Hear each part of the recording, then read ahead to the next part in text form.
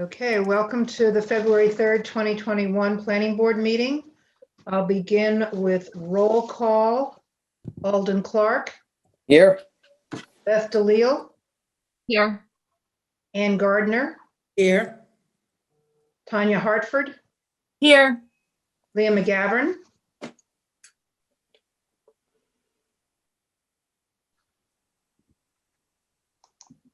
Sorry, here. Rick Tainter. Here. MJ Verde will be late. Don Walters. Here. Bonnie Sontag here. And I see Andy Port, Director of Planning Development, Caitlin Sullivan, Planner, and last but definitely not least, Linda Guthrie, our note taker. Thank you all for being here. The agenda, no public hearings, other business. We have a request for continuance by the Bavaro Family Realty 2 LLC, and we'll deal with that in a moment.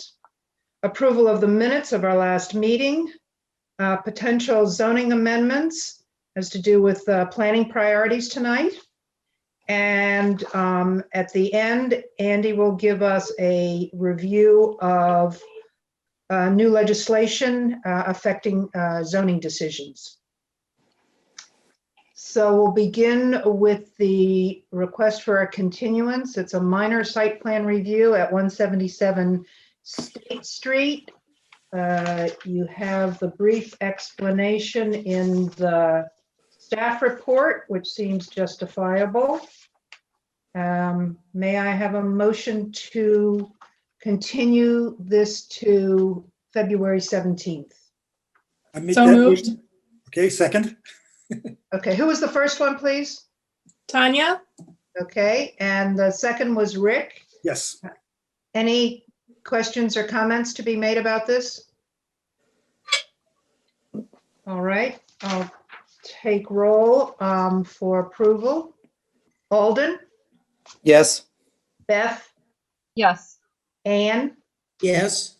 Tanya, Yes. Leah, Yes. Rick, Yes. Don, Yes. and Bonnie, yes. So they'll come on February 17th. I need a motion to approve the minutes from January 20th. So moved, Alden? Thank you. Second? Second, Rick. Okay, Rick.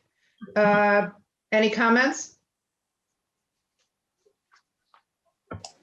I'll take roll call for approval. Alden, Yes. Beth, Yes. Ann, Yes. Tanya, I abstain. I wasn't at the meeting. thank you. Leah, Yes. Rick, Yes. Don, Yes. Bonnie, yes. So minutes are approved. So the item that says potential zoning amendments is really for discussion of our planning priorities. Let me just give some introductory comments on how we'd like to go about doing this tonight. As you know, there was a committee of Alden, Ann, Rick, and myself to review our laundry list, I guess you'd call it, that we had produced as a board to try to fine tune it. And the four of us did some research and we got together on, I believe it was the 20th, with Andy and Caitlin for a Zoom meeting. So the list you have in the staff report is the output of that discussion. It was recorded, but we didn't take any minutes because we figured that list with some details would suffice to summarize where we ended up. So what we propose to do now is to go over each topic, explaining the pieces as we've sort of roughed them out here. There are not going to be any committees established at this time. And that's basically to relieve pressure on the staff who have to host Zoom meetings during the pandemic. And just the real complication of getting together during this time and to make sure that we abide by the open meeting law. There are also several zoning related, well, just call it legislation, I guess, that's being prepared by the staff to go to the city council in the next couple of months, as Andy has outlined for us in the past. So there's no real bandwidth among the staff to take on major other items. So we don't want to be barreling ahead and creating work that can't be moved forward. So all that's to say is that we have another way to approach these priorities so we can continue to do some planning together. We're going to ask for one lead volunteer for a topic. And that person can speak one-on-one with board members, other boards and commissions and committees and members of the public or staff who have knowledge about that topic, so that that person doesn't feel like they're a one-person show. And that kind of communication is definitely okay. We would ask that they prepare some type of progress report. This is nothing formal or, burdensome, just what you've learned over time, to either present as an interim progress report at any planning board meeting in this slot called potential zoning amendments on the agenda. Or, and in particular, we would ask that everyone make a report of their progress at that June 16th meeting that we've set aside for planning. But we really want to hear from people sooner rather than holding it all up until then. So that's kind of how we want to move forward with this. And then when you bring your stuff back to the board, we'll obviously talk about it, see where it fits in with what's going on elsewhere. And if we, in fact, want to take one or more topics and turn them into a full-blown official committee working on it on various aspects of that topic.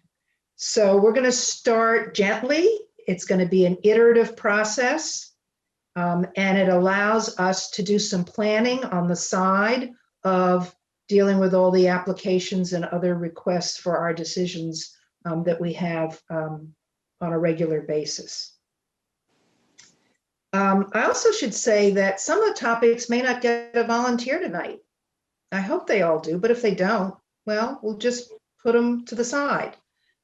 There's probably a reason for it, a very legitimate reason. If nobody wants to work on it, there's no point in, pushing the issue. The other thing is some members may decide that they don't want to be a lead volunteer on a topic, but you have an interest in it and you'd like to work with that person, and it's fine. You can either mention that tonight or you can get in touch with them afterward, because after tonight, I'll put together the list of topics and who's going to lead the ones that have been chosen to be led. And Caitlin will send that around to everybody. So we're trying to make it easy for people to fit this into their busy lives, and also accommodate the desire to do more planning.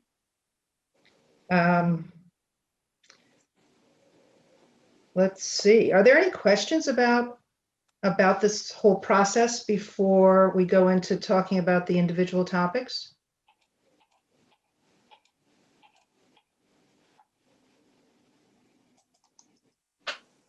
Okay, what we're going to... Could I just add one thing, Bonnie?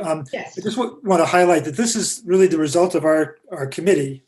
Yeah. And these are what we thought were the priorities. But if there's something else that we've missed, certainly that's something that I'd welcome anybody to say that we've missed a huge topic that we should be working on, and maybe that person would like to take a lead on that, whatever it is. This reminds me of being in the corporate world where you came up with a problem and you became part of the solution. But yeah, that's a good point. Yeah, and so Rick and I are going to present them. Alden and Ann, please jump in at any time, because this is the result of 4 of us working together on these topics. And we want to hear from you as well. All right. Let me begin with the first one, which is the most interesting of all, because I'm going to propose that we put this on hold. And the reason being that we had a conversation with Andy, and there are 2 issues here. As you know, you guys asked me to draft up a letter to request funding for a 3D model to be produced for Waterfront West with the information we have so far, and to give us some flexibility in reviewing other scenarios. And first point of contact from Andy was with the mayor, who does not see this as a spending priority right now. The second contact would be with the city council, if there is sort of an encouragement from the planning and development chair, Heather Shand. So we're still leaving that door open a little bit. They'd have to come up with funding from whatever sources they have available to them. I'm not quite sure there are any if the mayor holds the strings to the budget. But be that as it may, to go forward at this point to consider other zoning amendments to the overlay district would be a little bit difficult to do without dealing with a consensus on massing and height. So we could potentially do that at some point, but for now, we decided to see at least if city council is interested in collaborating with us in some way. And if that's possible through Heather, we could put it back on the table. Rick, would you like to add anything to that for clarification? No, I think that, we had, the only thing I would add is that over a year ago, I think we talked about doing a joint committee with the council, and that we were sort of waiting for the council to be ready to work on it. And I think that some of us have been very impatient about that, but recognizing also there's limited capacity to take on new tasks. So again, I think we'll just take the lead from the city council for a while. I am concerned about, I don't want to be in a position of reacting to a proposal that comes in. So I think we just need to keep our finger on the pulse of where the developer is going and whether they're making noises about coming back, in which case we'd want to ramp up things. But for now, everything seems pretty quiet. So I think we can be quiet too. Okay. I have a comment. If Councillor Shand expresses some interest, I'm thinking this could fall in the category of a CPA grant proposal, and wondered when the next round might be and who might be an applicant for that. Don? This is Andy. Can I speak Don to is that? on the committee. I'd like Don to respond to that first, please, if he can. And I'm sorry, would you mind repeating that one more time? I'm not sure. Yes. Again, if Councillor Shand expresses some interest in, looking at a model for Waterfront West, I'm assuming that could fall within the guidelines for community preservation funding. And so my question is, when is that next round of proposals, and who might be an applicant? I mean, the city is an applicant. Okay. On other projects. Right. They're due. The RFP requests for proposals are out. they're due, and Andy or Caitlin may know better, but I think they're due sometime in Yeah, I can February. speak to that actually if you'd Generally, like. where the rubber meets the road is in March. We set something in February for when we're going to discuss it. So typically March and the beginning of April is kind of a heavy months where we'll take a look at these at the different proposals. Don, do you mind if I address that? Sure. Yeah, so proposals actually for the current round of CPC are actually due tomorrow. Just to update you on terms of the time frame, Don's right that in that March time frame and sometimes longer, the committee spends a lot of time reviewing the proposals, but the actual deadline for this round is tomorrow. It is a relatively straightforward application. I have a couple of comments on that though. One is I don't think it would actually be eligible for CPA funding with one narrow window, with the exception of one narrow window. So the CPA has to be used for one of the expressed purposes. So it's really not an open space or historic preservation or the modeling or the zoning change per se. An argument I think could be made that it's related to trying to generate at least to some level affordable housing. But I think I would question whether or not the CPC and the council would appropriate it, thinking that the model itself was necessary to achieve the affordable housing component, I guess. So I just point that out only because I agree with the funding of this task. I think it should be done. I would have no problem with it being funded right now, and I think that would be wonderful. So we could get going on it. But I also recognize the pandemic situation and the sort of reluctance to do expenditures that may not seem necessary from certain people's perspectives. So I don't think the CPA would work for that, I guess is what I'm saying. There may be other sources, but no, I don't think that one would work. I remember when I was on the CPA, we funded a feasibility study for the Maritime Museum. And I think it was a little out of the ordinary, but the committee eventually agreed. It's a very important resource in our community. And I think that came under historic preservation. So anyway, I'm sorry to hear the deadline's tomorrow. Although, Rick, you could probably whip something off. What are you doing tonight? Right. Anyway, okay. Anyone else want to weigh in on this topic before we move on? Well, just a question on this. It was unclear to me.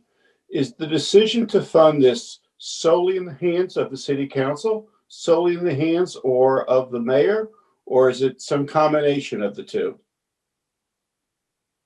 I believe it's a combination. Andy, could you speak to that, please? Yeah, sure. Thank you. Yeah, there are several dimensions to that. If you're talking about funding, you've got to have the mayor and or the council. There's got to be an appropriation by the council in some format or some account that can be used. We don't have that right now. So the assumption was a transfer. I would leave it to the mayor and the council to decide, even with the finance director, what account or where to pull those funds from. Again, I have to defer to them to some degree over how funds and how they're being used during the time of the pandemic. But you can initiate those sort of things by making a request. You can still send the letter and the request to the council and so forth. But I know that there are some councils who will be skeptical of spending money right now on this. There are others that may feel, as a few of you have said, which is let's get ahead of the curve and let's get the zoning or modeling and zoning we want in advance. Maybe they'd be willing to advocate for that. And explain to the administration that they do think that appropriation should be done now. But in either case, that's where the money's come from. As far as working on the actual text and things like that, I mean, staff can spend time working on text and different provisions with you that are beyond the massing and scaling of things. But to me, because that's the one fundamental issue that has never really been resolved and it's always so much debate, I think having some consensus on that first makes a lot of sense because then you can fill in the other pieces more easily. So that's the reason why I think that should be mobilized first. Thanks, Andy. As they say, we're preaching to the choir. Thanks. Okay, then we'll move on with Rick on the next topic. Okay. And actually, I'm going to talk about the next three, the Story Avenue, the environmental and resilience review of the zoning ordinance, and site plan review and parking. And the reason I think these go together, they all look at similar or overlapping issues from different points of view. The Story Avenue piece is to look at revising that zoning district out on Story Avenue to address traffic management, pedestrian and bicycle accommodations, low impact development, which is really environmentally sensitive development, the possibility of including a mix of residential and non-residential uses, and improving the development standards. And so that's looking at the point of view of a zoning district and everything that relates to a particular zoning district. The next one is more looking at the entire ordinance from the view of the environment and resilience.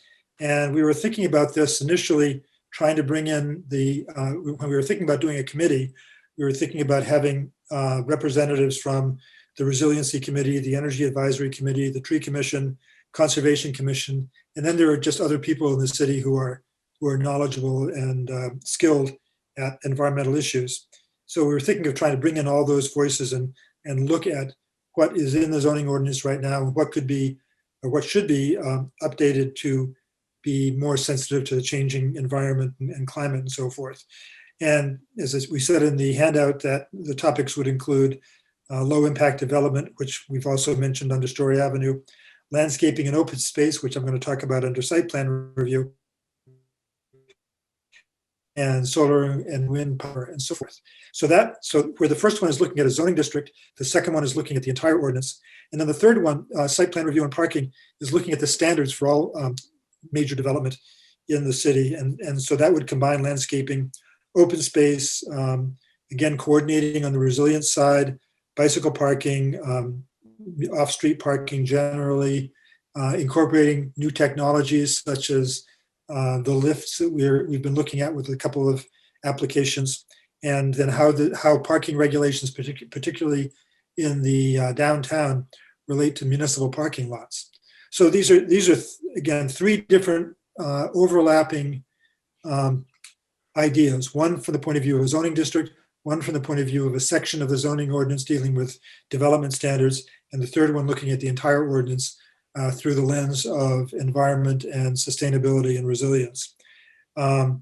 So I think that we could, anybody, if somebody wanted to work on one of those things, that's a possibility. If somebody wanted to work on two of them, look kind of across the board, that's a possibility as well. I think that it really depends on where our interests lie and what we think is most important. So any questions about that? I had a question for Rick, or maybe even Andy. The resiliency report that's going to be released later this month, did that committee at all look at zoning, or were there objectives otherwise? They didn't really talk much about zoning. There's a couple of vague references to it, but it's mostly focused on infrastructure. I think there was some reference to, looking at the floodplain areas and making sure that perhaps building codes are strengthened and that sort of thing. And actually, it's online. So it was released in October, and it's been online. I haven't really looked at the whole thing, but I did skim through it just to see what is, whether there was stuff that we could pull right out of it. And there's not that much that's directly applicable. Yeah, I would agree with Rick on that. It doesn't have the type of detailed action plan that you might see for something like that. You might expect, and I would agree with that question, because the first thing you might expect in the action plan at the end might be, change zoning along waterfront areas or Plum Island or things like that. Look at, flood regulations, low impact development, things like that for flooding or whatnot. But it does call out some of the issues that, and the presentation that will be given on the 18th will note a few of those things that are mentioned in the plan very briefly, which are, the fact that you could do regulatory changes, you could do, capital projects along the coastline, for instance, to protect vulnerable infrastructure for resiliency. But it didn't focus on in detail on that. I was not involved in the early parts of that committee and their involvement in drafting the plan. I was pulled in later in the process. And the first thing that I had suggested, and we're going to be following up this plan now with, is that the plan have a little more detail on actions to be followed. So we're going to be bringing forward the next week or two an update on the master plan and where that's come, but a similar kind of checklist, if you will, that could be regulatory changes, zoning or other projects or issues that can be addressed as part of the action plan in the resiliency plan. But the presentation will explain that there's a good overview of the vulnerabilities, the issues that we have, and some of the strategies that can be used. And we'll get more specific moving forward. To me, the Plum Island piece is a key one as we talk about the waterfront park expansion that we're getting underway in design with, and the any discussions of Waterfront West. Those are obviously all areas where we can focus on resiliency. So although it doesn't say it in the resiliency plan, obviously it's implied by some of the language that we should incorporate resiliency into, say, Waterfront West development. I'd just like to reiterate more specifically, there's going to be a public presentation on the climate resiliency plan scheduled for Thursday, February 18th at 7 p.m. And you can access it from the city website if you go to the Resiliency Committee. The calendar notes it, and then there is, when you click on that, of course, you get to the agenda and the Zoom connection for members of the public.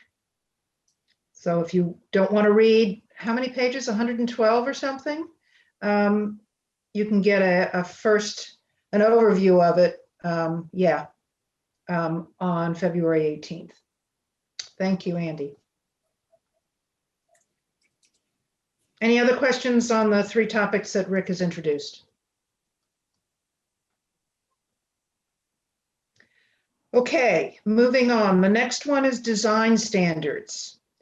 So here's another variation on the theme. Instead of going forward with, actually writing design standards, whatever they turn out to be for wherever they're needed in the city, we decided as a committee that it would be more reasonable to go with a feasibility review, because probably at some point we're going to need some professional expertise on this.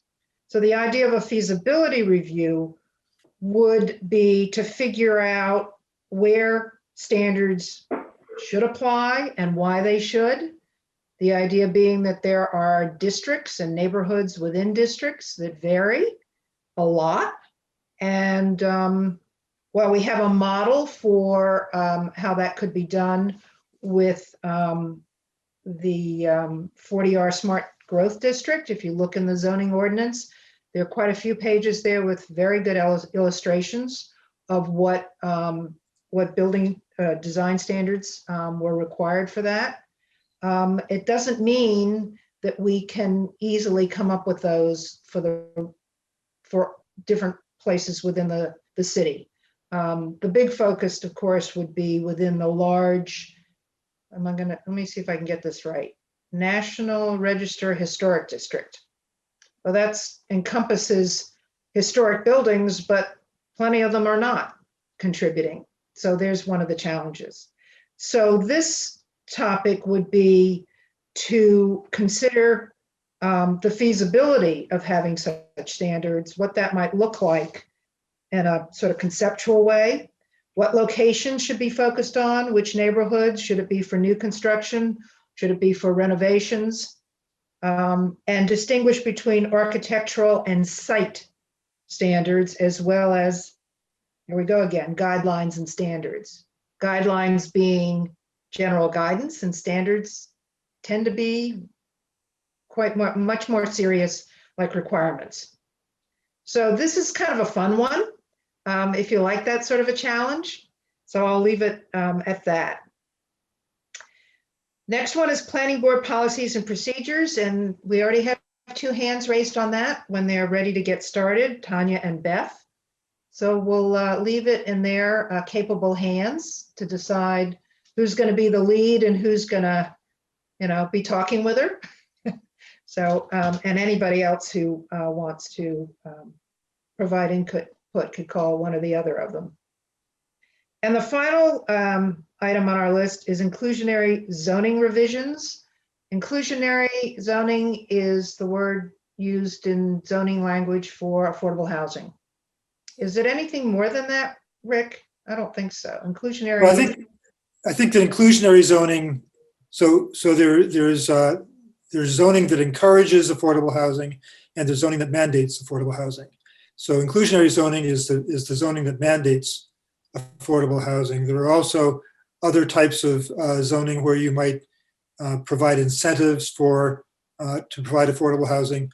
But this is really our inclusionary ordinance requires in certain situations some type, and it basically is based on the scale of the housing development, requires some way to provide affordable housing, whether through a in lieu fee or the actual provision of affordable units. And so Right. it's mandatory.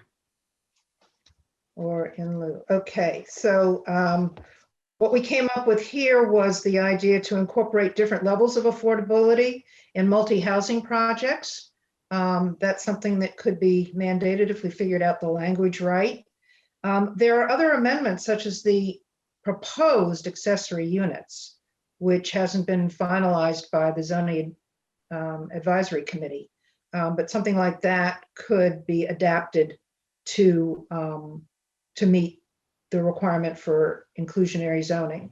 Or it could be incentivized. It could be one of those other examples you were talking about.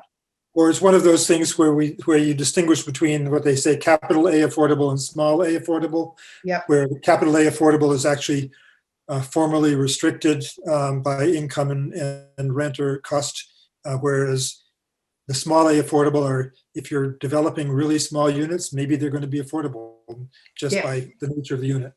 Yeah, exactly. So that's a package there. Any questions on those three topics that we could clarify at this point?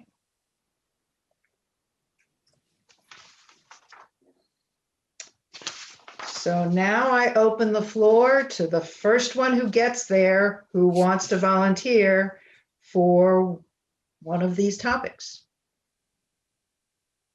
And again, I think that the idea was a couple ideas. One, if nobody wants to volunteer for a particular topic, we don't have to do it. Right. It was just really these are the things that kind of floated to the top of our list.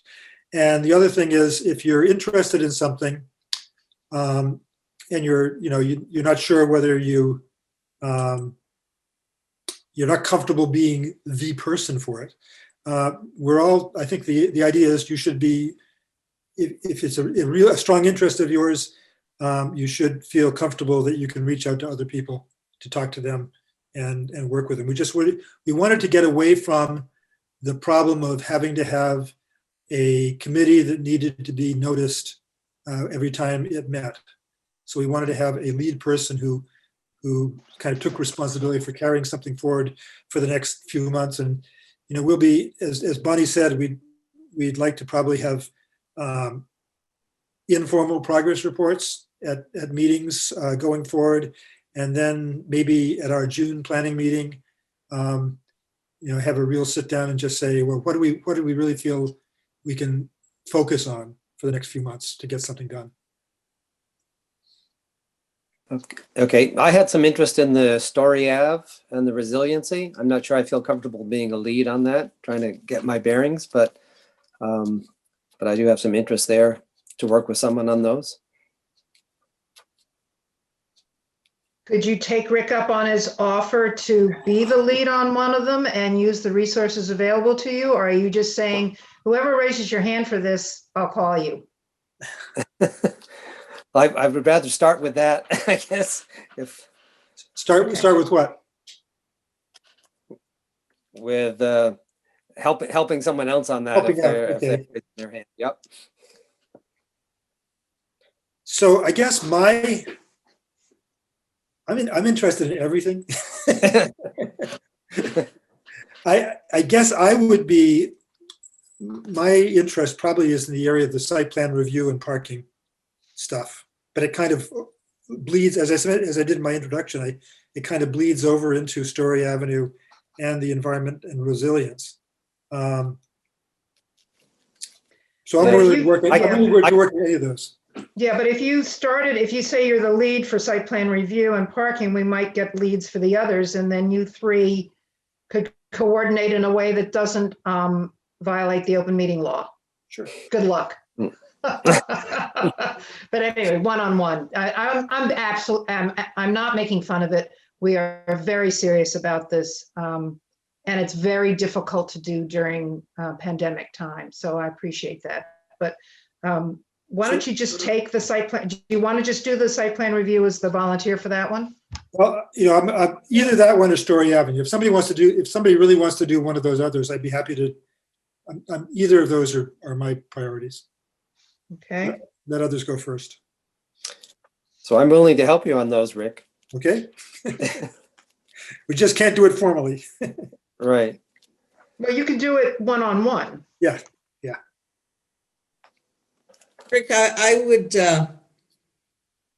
hope you would do Story Ave. Some of the examples of work you did up in Portsmouth in terms of, looking at a district and planning. I thought that was great work. So I wouldn't even know how to approach that. Other volunteers? Well, I would have interest in inclusionary zoning. Okay. Would anyone else have interest in that?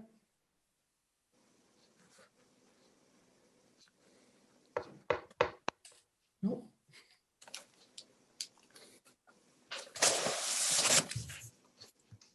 All right. No, I don't hear any other takers, but you can start. And I do want to say at this point that all of us, you included, did some research where for the subcommittee on this topic, on all these topics. So for example, I have, well, Judy Timon anyway, the chair of the Affordable Housing Trust. So there's a resource for you right there. And anything that we may have in our notes from the research that the four of us have done can support any of these other topics if we have anything. So I think the four of us are available to anyone who chooses to be a lead. I don't know what to do.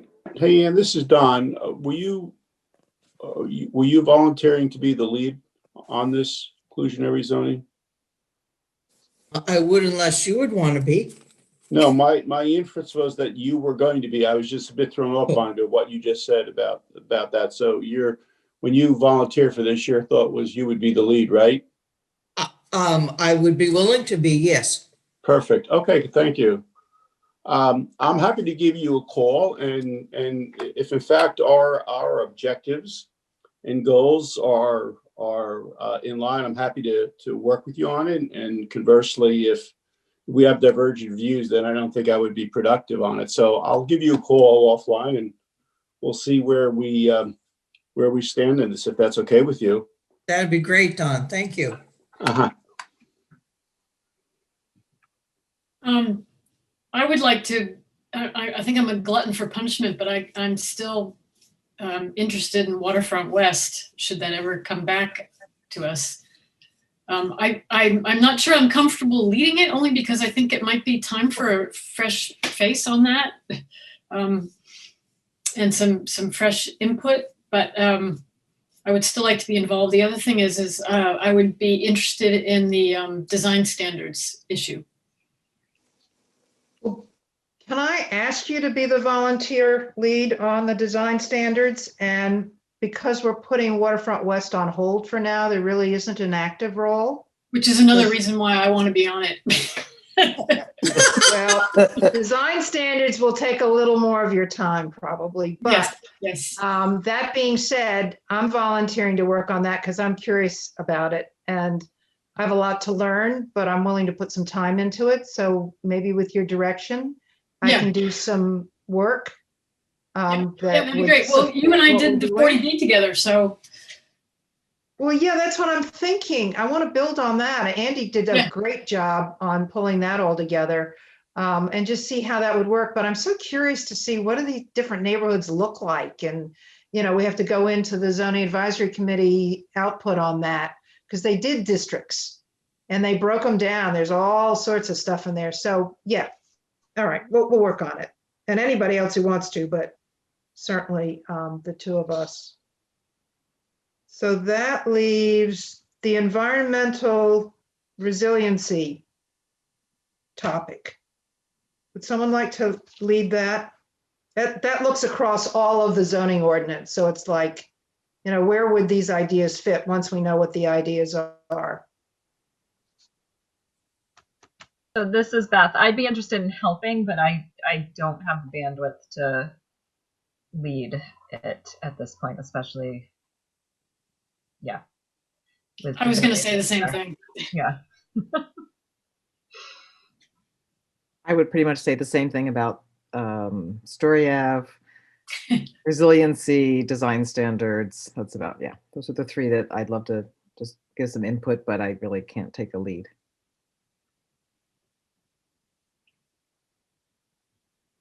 Well, if we don't get a lead on environmental and resiliency, we won't be doing it for now anyway.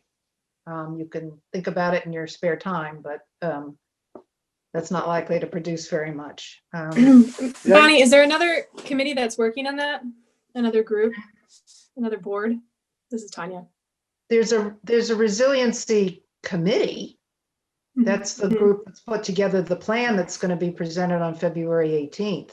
But this is specifically focused on where in the zoning code do we believe resiliency regulations need to be incorporated. So I'd make a suggestion that I think that this is, because it's the entire zoning code, I think that it's the kind of thing that any of us who are working on other parts of it can kind of keep in the back of our mind without necessarily having if nobody's really interested in taking a lead on doing that, I think we can do it kind of by inference or something. Because I could see a lot of that happening with looking at development standards on Story Avenue or site plan standards and so forth. So I think that it may just come up. Okay, so what I just wrote a note, pull into other topics is relevant. Yeah, I think so. So we should keep that as a reminder for all of us working on the other ones. I think we should all take a look at the resiliency report and see if it spurs any thoughts as to how it might affect our work. Okay, so here I'll volunteer to be the, what shall I call it? The repository of your ideas on how resiliency would fit into other topics or into the zoning as you either work on those other topics and or review the resiliency plan or think about it in your, other lives. So, but I'm not leading. I'm just kind of like open to keep notes, note taker. Right.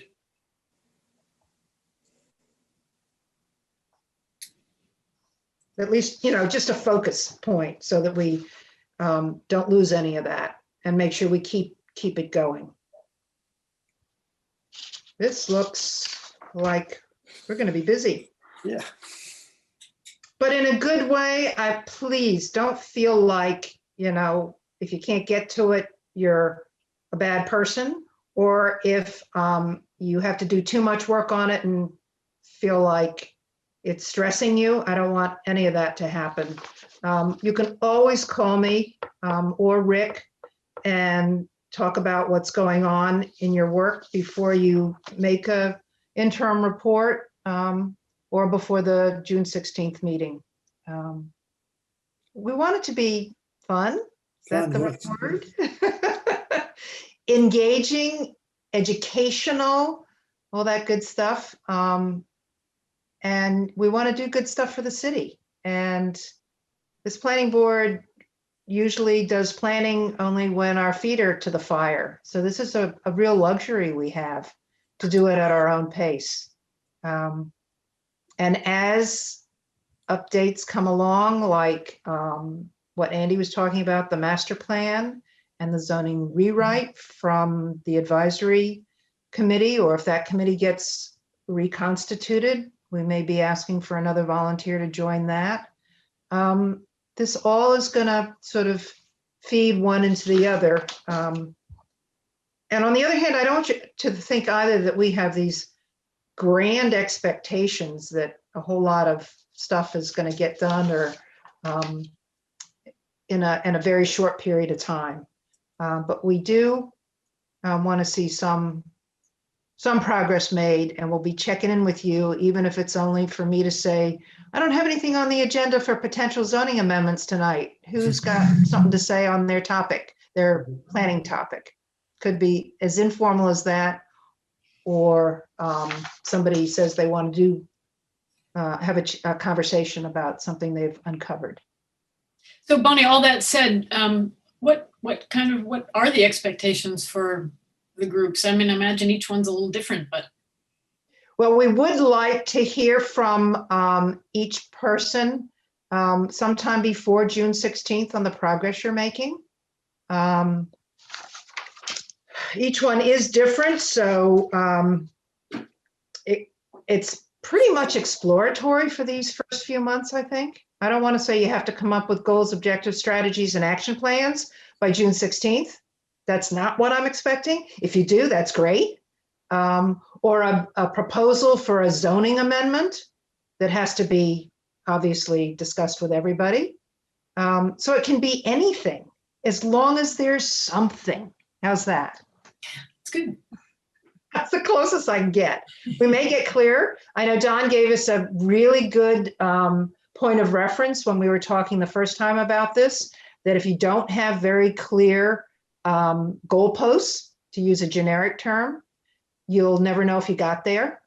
And that's my very broad paraphrase of what he said. And I appreciate that because, like many of you, I've worked on projects where when the clearer the expectations are, the more likely you are to meet them. In this case, we're going to try it as more exploratory.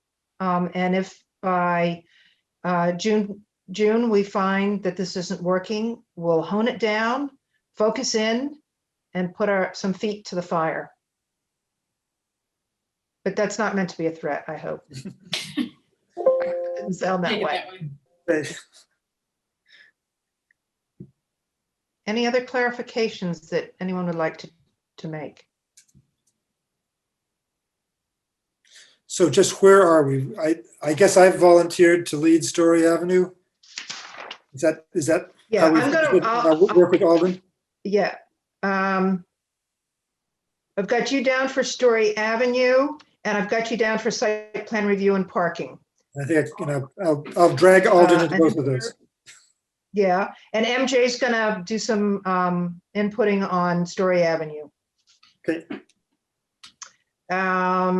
Going down the list, environmental resiliency, I'll be the note taker because people are going to be working on their own topics and bringing in resiliency as relevant. But Beth and MJ said that they were interested in providing some input on that, so I'll be looking to hear from them. But I'm not going to be doing that much work on it, right? To be very honest with you. Design standards, Leah's going to take the lead. MJ and I will have said tonight anyway that we'd like to provide input on that. I left planning board policies and procedures with Tanya and Beth. And inclusionary zoning, I have Anne as the lead, and Don at this point would like to talk to her about whether or not their ideas are going in the same direction if they want to work together. And the door is open for anybody to contribute to any of those. That list will get to you in the next few days. And it's in the notes, of course, and on the recording. are we done with this for now? Because if we are, I will hand it over to Andy to talk about zoning adoption, mostly changes that have been mandated by the state and where that leaves us in Newburyport. Thank you, Bonnie. I'm going to throw up on the screen for your benefit some of the language in the bill, and I'm just going to skim through that to highlight a couple of things that I think are important. And I have no problem if folks want to jump in if you have a question along the way. Let me just pull up the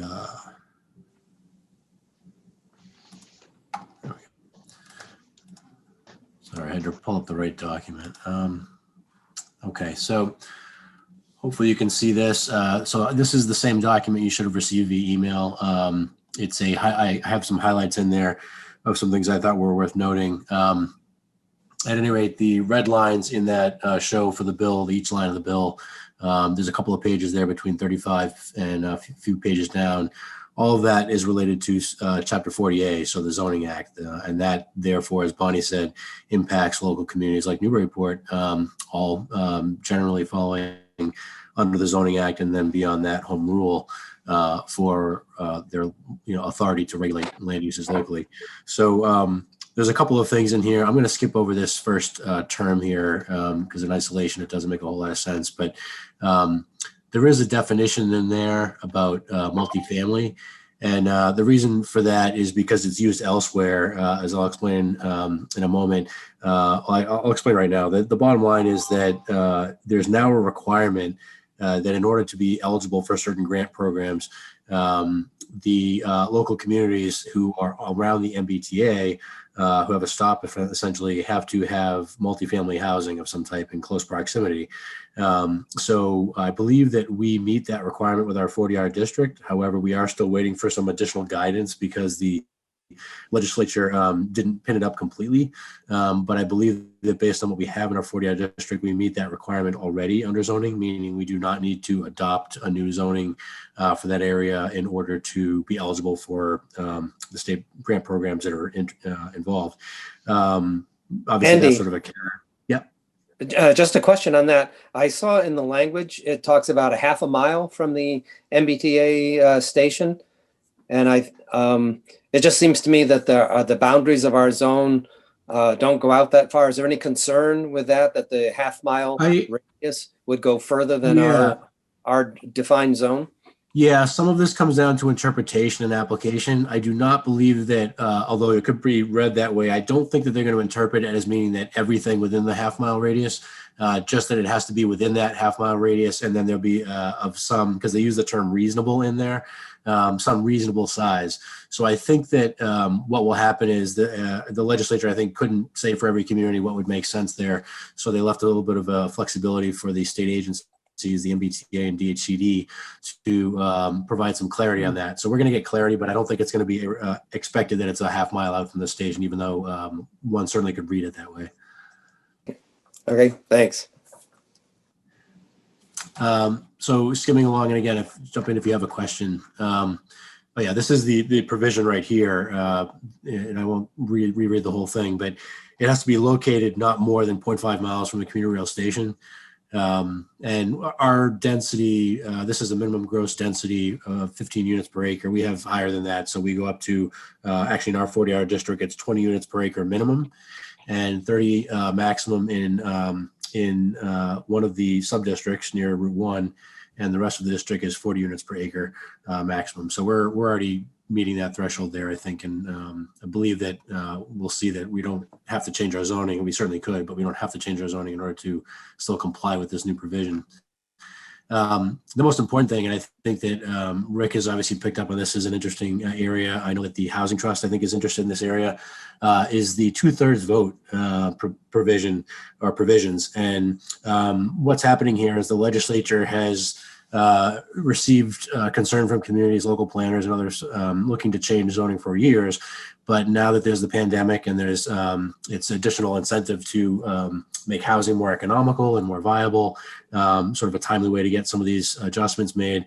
The voting threshold for certain things like changing zoning ordinances locally to allow multifamily housing under certain parameters and other things in this bullet list I'll skim through has been reduced from the 2/3 vote required to change zoning to only a simple majority, and that's like general ordinances would be a simple majority.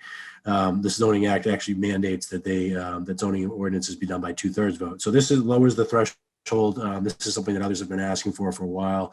I do see some benefits because it allows maybe for some more reasonable and responsible changes to happen. May I interrupt for a second? Andy, I'm sorry. Is that for any zoning ordinance now? No, and I thank you for, the real highlight here is this is all about multifamily housing or housing and Okay. multifamily housing. So it's really not, there is a reference in here to accessory dwelling units and to mixed use in denser areas, but this is really not about, commercial or things like that. This is about creating more housing. So the idea here is, and what you're seeing in these provisions is, it has to be, to allow as of right multifamily or mixed use developments in eligible locations. I could go back up, but the eligible locations is, your denser areas, your train station stops. You can do accessory dwelling units with this. You can do open space residential development can be considered, part of that.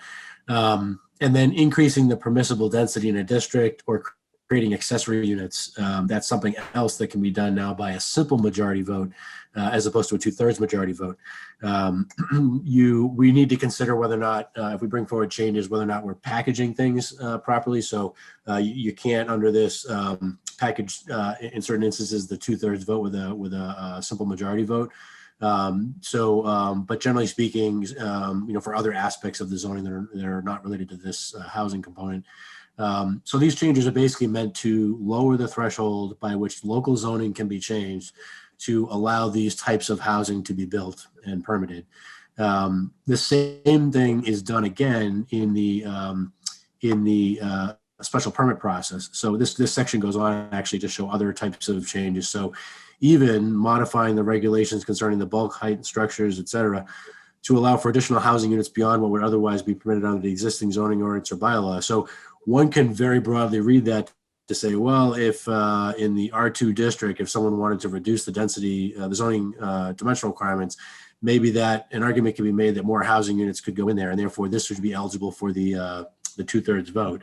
I think those things, we're going to see probably some case law, depending on how long these provisions are kept in the state. I think we're going to have some case law created around these types of things. We might see some litigation over whether something should have been a 2/3 vote or a 50-50 vote. But at any rate, the bottom line, what I think you'd want to pick up from all this is that it's only a majority vote now to change to do some of the housing initiatives that we might be interested in doing here. And that gives us some ability that we didn't previously have. We had to reach a 2/3 vote from the council. So 8 of the 11 members would have to vote in favor of whatever it might be. And then the adoption of or the permitting themselves, the special permits themselves, which is further down here. So you can see right here in this provision, zoning ordinance or bylaws can provide that special permits be granted for reducing parking to basically allow, more housing to fit in there. Now, again, you have to have the tie back to clearly, demonstrably a nexus between creating the more housing units as a result of, waiving or reducing some requirements. This section down here underneath 24, this is a pretty powerful one. This is the one where, to Leah's question in particular, that a special permit issued by the special permit granting authority, so the planning board or ZBA, shall require a simple majority vote for any of the following. And so multifamily housing that's located in a half mile of a computer rail station, if there's multifamily housing that's allowed there, that's only a simple majority vote now. And I think to a point Rick had raised earlier, that overrides. So the Zoning Act, local communities operate under home rule, except where the Zoning Act controls provisions. And so in this instance, the Zoning Act is telling our local communities, including Newburyport, that it's a simple majority vote now for multifamily housing. Whereas even though our local zoning might currently say, something needs to be a special permit, which would be a 2/3, we have to essentially go back and rewrite certain portions of our zoning to sort of match that. But this Zoning Act controls, these changes to the Zoning Act control in the interim. And so we might see a little bit of new case law created about maybe some neighborhoods or folks disputing a zoning change and whether or not it should have been a 2/3 vote or some, simple majority. Can I ask this? Yeah, sure. Kind of, maybe it's a funny question, but what qualifies as a bus station? Yeah. So there's not a definition of bus station, as I recall, in this new legislation. There will be some. Sorry. Do we have any? Because I know we have buses of some sort, and we also have. Yeah, I don't think that anything we have is going to be considered legally a bus station. We do have the MBTA, the MBRTA stop, if you will, down by the parking garage. I don't think they're going to count that or the commuter rail or the park and ride as those types of areas. Andy, one thing that I'm not sure, somebody must have picked up on at this point, which is very strange, is the definition of mixed use. And, it defines a mixed use development as anything that has some residential and some non-residential in it. So, and first of all, I want to say I'm not really that concerned about the majority vote. I worked in New Hampshire and all zoning is adopted by majority vote there, so I'm not that concerned about it. But understanding what's actually going to qualify for this is interesting. I can imagine somebody who wanted to do a large industrial development and wanted to get the majority vote, so they decided to include 3 dwelling units in it. And that would, under this statute, I think it would make it a mixed use development. I think that's something that the state is probably going to have to tighten up. I agree entirely with you, Rick. To say, in several places. Yeah. Yeah, and there's the language, several places in here I have similar feelings about clarifications that are going to be needed, disputes that will happen, and potentially litigation in some instances. Yeah. Yep. Is there sort of a rush? It seems to me, I was not involved in all this process. We sort of track as best we can what's happening with, the legislature and how that pans out with efforts to change zoning and the Zoning Act in Massachusetts for years. But obviously it seems sort of an opportune time to make certain changes. This is sort of a mixed blessing, right? There's it's not 100% clear in the one hand, and it's not entirely flexible either. It's sort of partially to certain things that we see are beneficial. And again, just like the Zoning Act today, there are little holes that the courts might need to fill in if they're not clarified by the legislature before certain disputes arise. So we'll have to keep an eye on these pieces here. I do think we should, we will have some more discussion, I think we should, about our local zoning here and any adjustments we think might be appropriate. Maybe if you'd like, that could be carried over to the next agenda. Members could, we could have maybe a brief discussion. I'll defer to the chair and vice chair on that, but maybe getting some feedback on concerns folks might have or ideas for bringing forward now changes that might be more palatable as a majority vote as opposed to simple. Some of these things might just go into your housekeeping thing that you're about to bring forward. If there's, if there's something that contradicts this law, maybe you need to just look at that just to take. Yeah, and I'm sorry, you're correct. I'm not even mean so much the housekeeping update to deal with this, but more the if you feel that we should be trying to reduce the threshold in one spot or another by leave that to you folks. And obviously, as you think about any zoning changes that might be brought forward as a result of the early discussions this evening, consider that those might be a little easier thresholds to get over. So. Yeah, I think what usually happens is we trip over something when we have an application. And it's a little embarrassing. So it might be wise if anyone thinks of scenarios or situations that we test out those ideas with you in any of our planning board meetings at this time of the agenda, just to make sure that at least whatever we can think of in advance can be incorporated into changes in the zoning so that we aren't caught at a point where we should have already made the decision.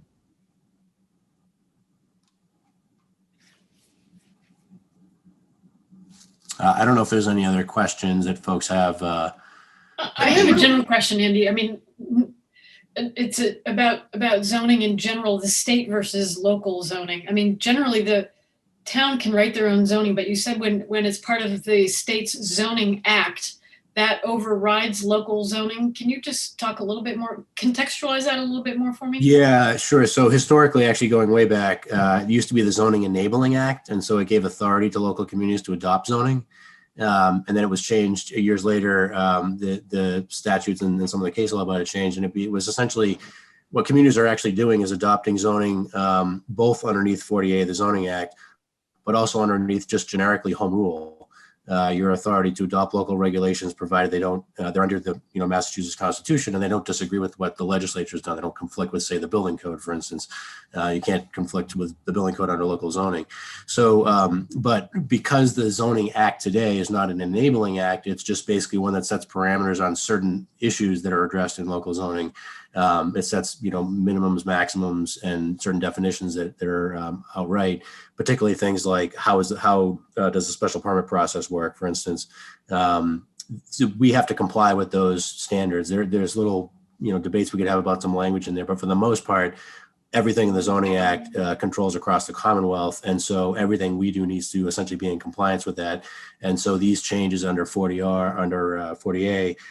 Including the fact that we have to have multifamily housing around the train station or in order to get certain grants. The fact that in order to get grants, that's an interesting piece. I mean, we wouldn't have to do it if we didn't want grants, but we depend on grants, correct?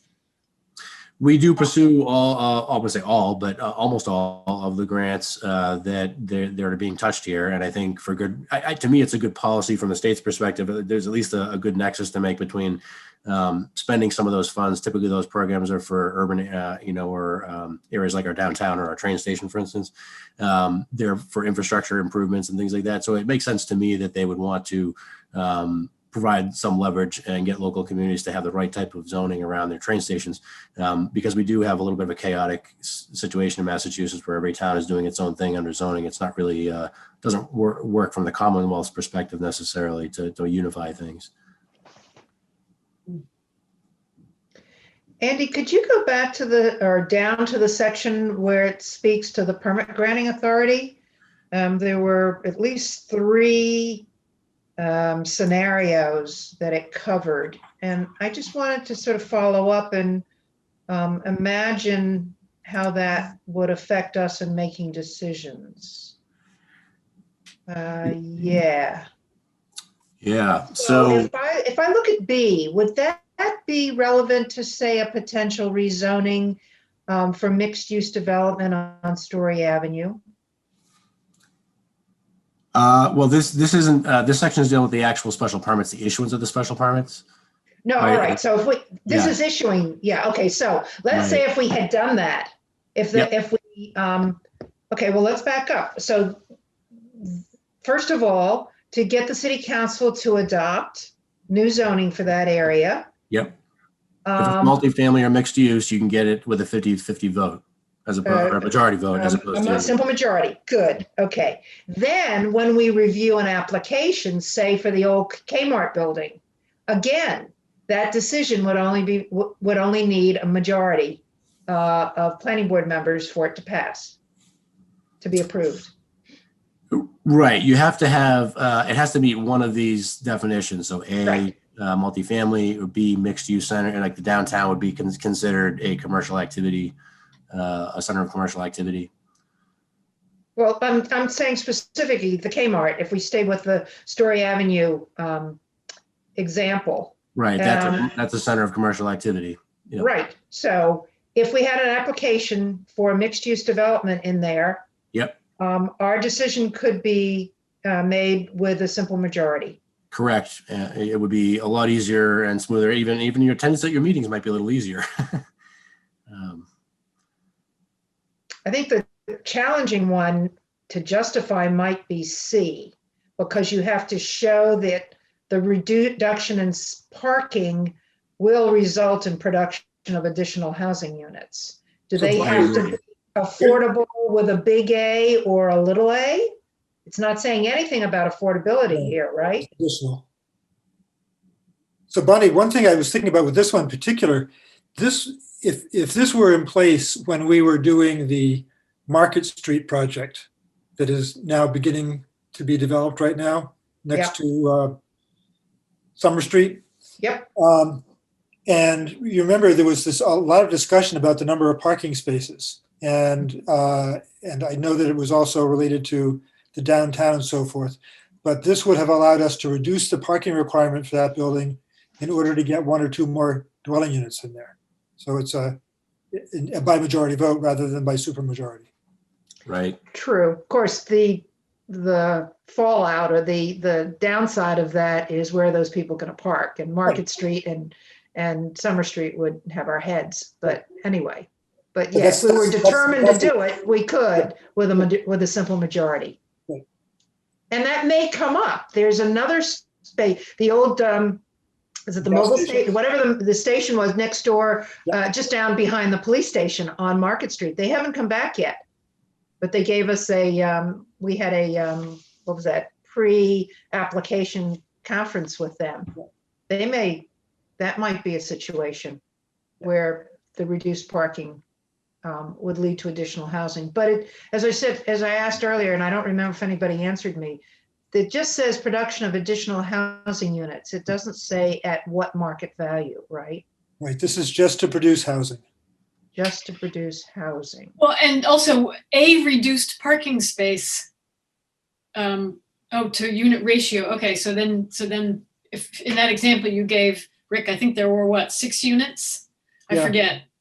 Five, maybe, I'm not sure. Okay, so then if you halved it, I mean, because it's not like for every car you take away, you get a new unit. You only get a bathroom for every car you remove. So yeah, this is going to work on bigger projects, not small ones. Yeah, exactly.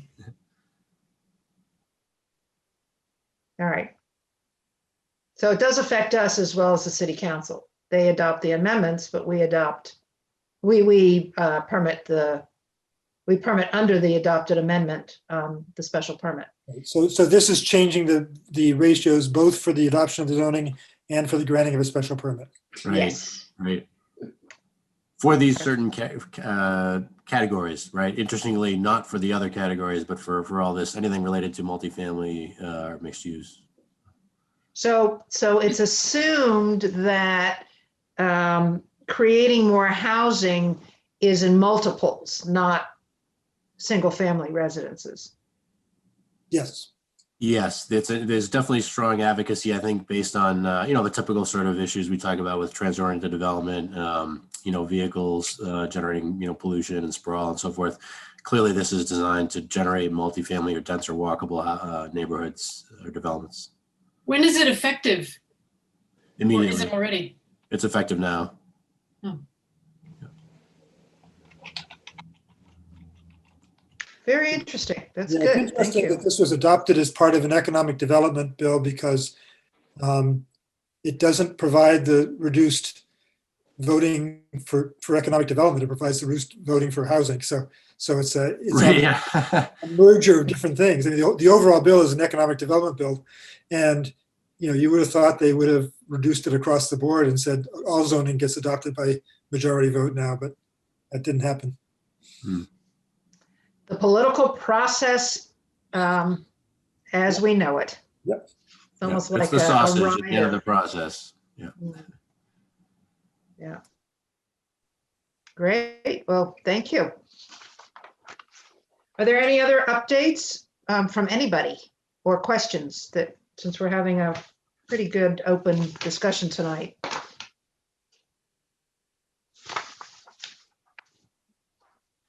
All right. Well, if there's nothing more, you know what I'm going to ask for. I need a motion to adjourn. Go ahead, Tanya. Tanya? Yes. I know, I've been so quiet. I make a motion to adjourn.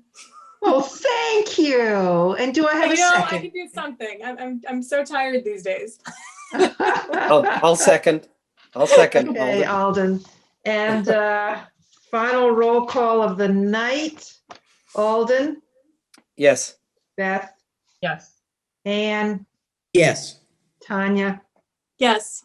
Leah, Yes. Rick, Yes. MJ, Yes. Don, Yes. and Bonnie, yes. So we are adjourned. Thank Thank you, all. Bonnie. Thank you, Yep, everybody. thank you. Have a good night. Have a good night, all. Good night.